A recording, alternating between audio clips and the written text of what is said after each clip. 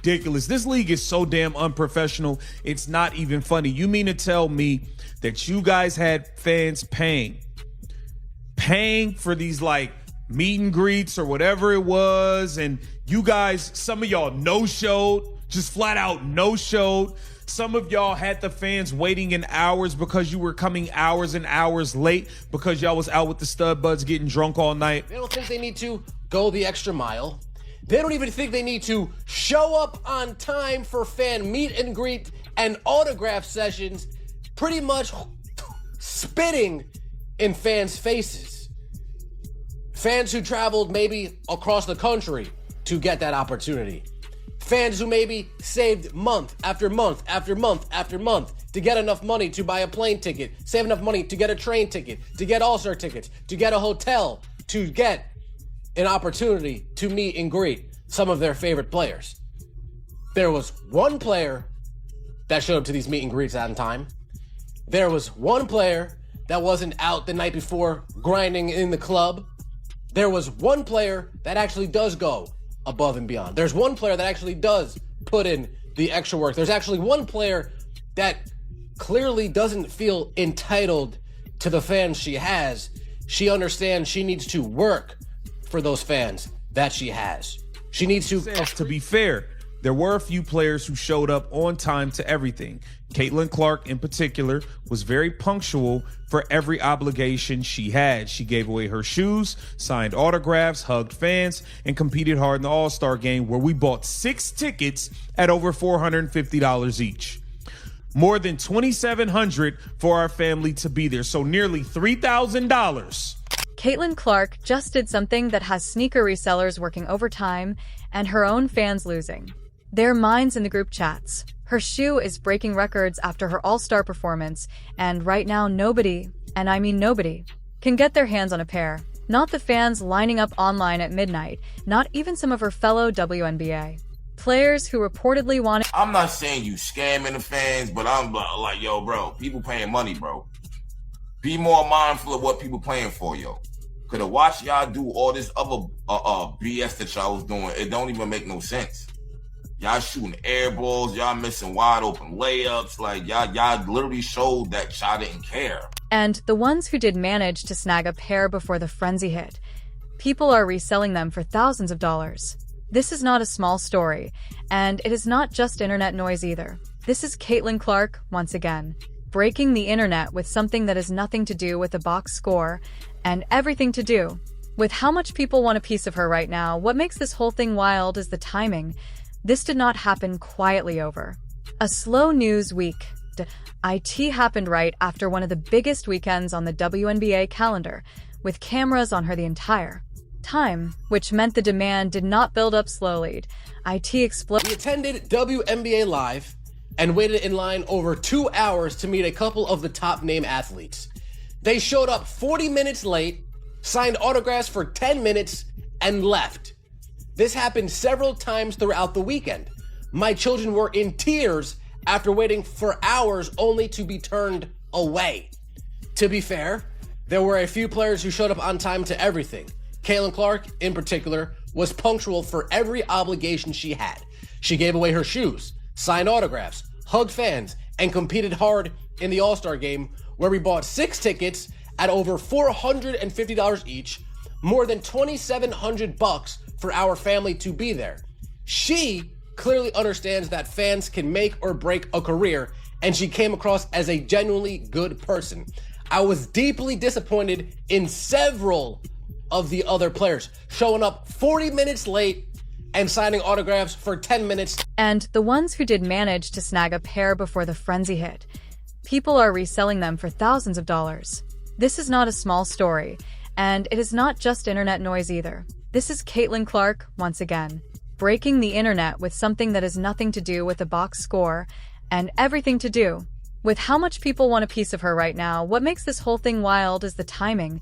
This did not happen quietly over a slow news week.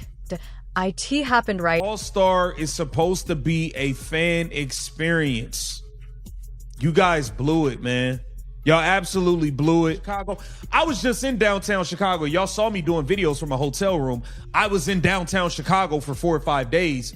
3 weeks ago. And that wasn't All-Star weekend, and the hotels were expensive. I paid $1,500 for 3 days, I think. No, like $1,800 for 3 days.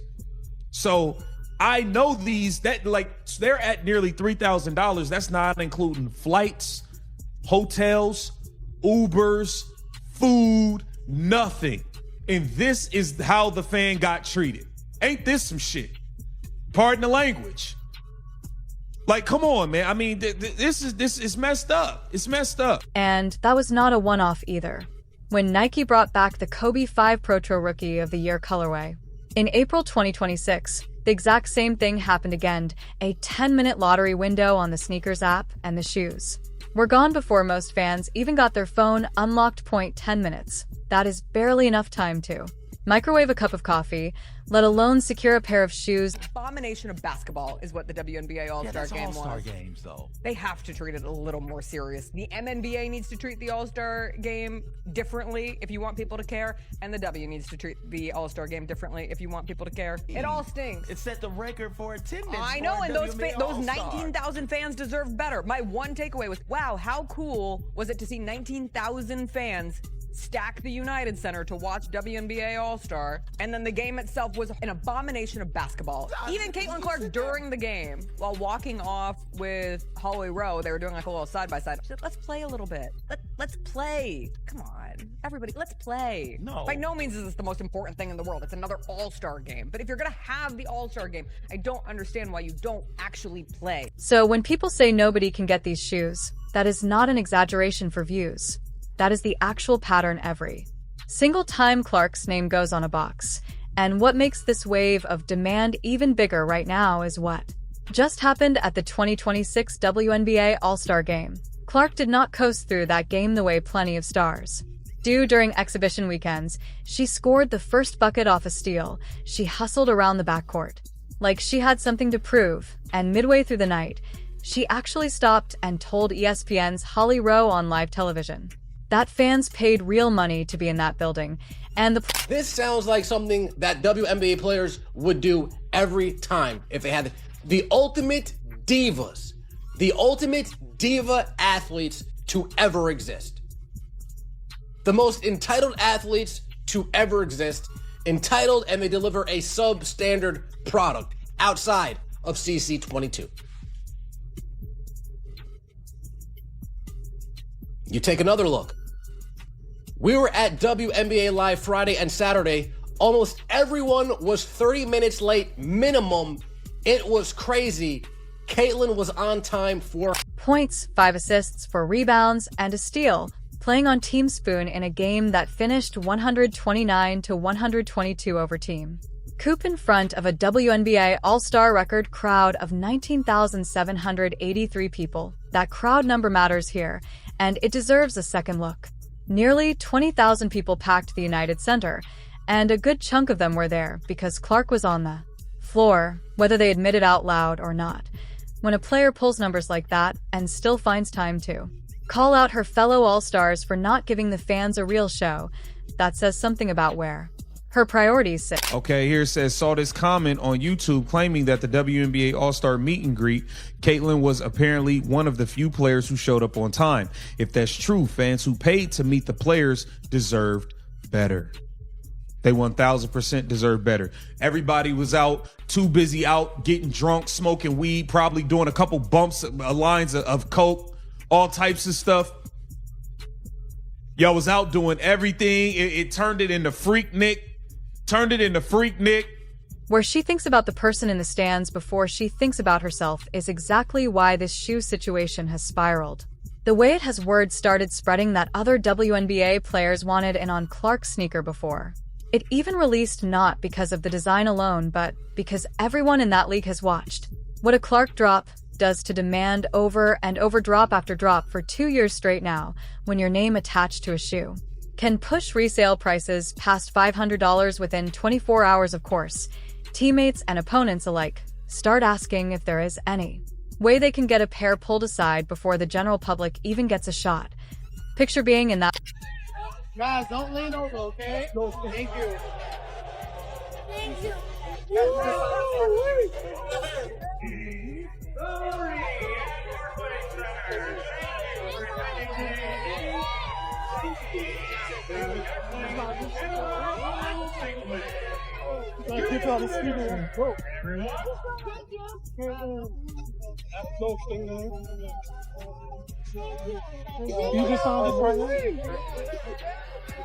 Actual fans, the people who are not trying to flip a shoe for profit, just trying to wear something they genuinely want. If players inside the league are struggling to get their hands on a pair, imagine being a regular fan sitting at home refreshing the sneakers app on a work break, hoping the timing lines up. The restock strategy has been the same every single time, and it does not seem to be changing anytime soon. A tiny batch drops through a lottery system, it disappears in minutes, and then a slightly bigger restock trickles out weeks or months later through select Foot Locker locations. Caitlin, I'm curious, did you hook up any teammates or anybody with the shoe? Or, I mean, we're Courtney seeing Williams is rocking them tonight, which, like, I've had multiple people ask for them. I only have size 9 right now, so they're actually playing in my samples. That's actually my size too. Both buds have them on. Both the buds have them on. So, yeah, this is a pretty fun pair, and you're looking at, I think it's like Valentine's Day edition. You got the charm on there, but I was going to wear some all white ones. I'm like, that's not fun enough. We got to break out some fire.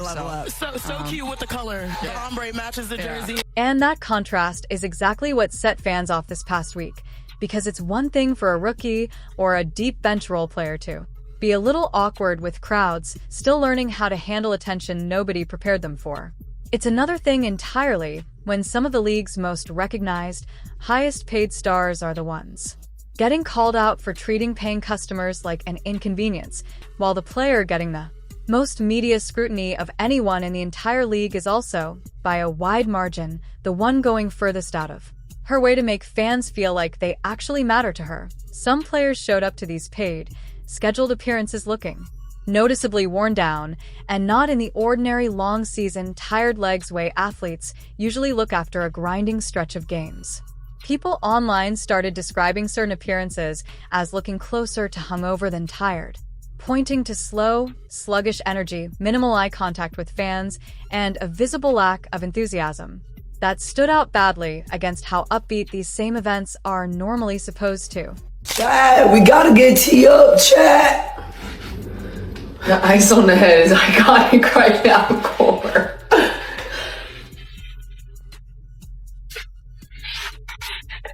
Chat, look at her. Look at her. Look at her, chat.